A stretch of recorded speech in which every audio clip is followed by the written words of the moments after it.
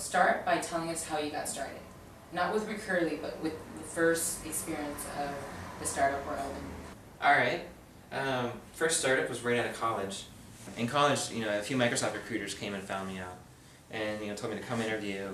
I had some friends out there, seemed pretty cool. And the next thing I knew, I was working at home for no salary and putting in 100 hours a week. We built this really cool product really fast. That was pretty cool. We could save these really large companies millions of dollars.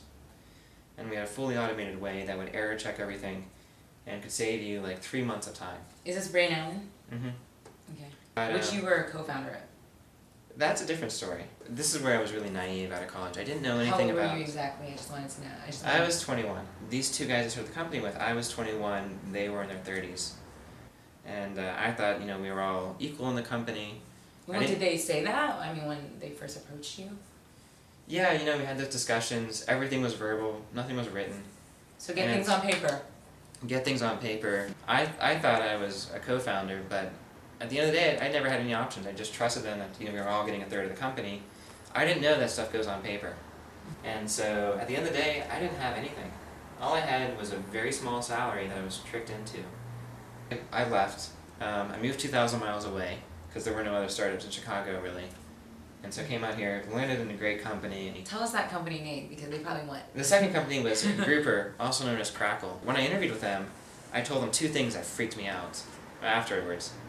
First thing I told them was, I'm going to be here for a short while, and then I'm going to leave to start my own company. The second thing I told them was, their name sucks, and they should change it. Grouper had all sorts of database issues, and I knew that backwards and forwards I could do it in my sleep. So on the occasions when their site crashed, I was able to get it back up and running pretty quickly. And then you're like, bye! Yeah, and then I left. And my thinking then was, I'm going to go find another startup that's just getting off the ground. I talked to 20 companies, and none of them were interesting. And then I was talking to a good friend, and he kind of had this idea of, he was thinking about doing backup on Amazon S3 and EC2. People like Mozy, they back up to tape drives. And if you want to get a file back, you have to wait an hour or two. We're like, we can do this instantaneously, it'll be really fast, it'll be awesome, and we'll just use this new technology, it'll be really cool. But as soon as we started putting numbers around it, it was a lot more expensive than Mozy, and it made no sense. And then, looking at that, we're like, whoa, what if we just synchronize these files instead? And that's where the idea for Simplicity came out. Simplicity came about because we wanted to do backup, and we realized that, if you're backing up two computers, we can just merge the files together, and all of a sudden everything is synchronized, not just one folder. So you did become a co-founder of that company. Mm-hmm. If Simplicity was doing okay, Mm-hmm. and walking into enterprise, why did you leave? Yeah, that's a little harder story, but the delicate part is I was looking for something new. Those guys were good friends, we had a great relationship. We just had a few different ideas on the product, and that's it. So I guess my question now is, what is your hope for Recurly? Do you hope PayPal will acquire you? Is this something that you want to do for 5 years out long? I mean, what's going to make you jump up and say, oh my God, I'm living my dream? There's any variety of ways that this could take me, and all of them are always pretty exciting. I mean, it's either a learning experience if it fails, but more exciting is if it succeeds. That there's so many different possibilities right now where this can go. It's just the beginning.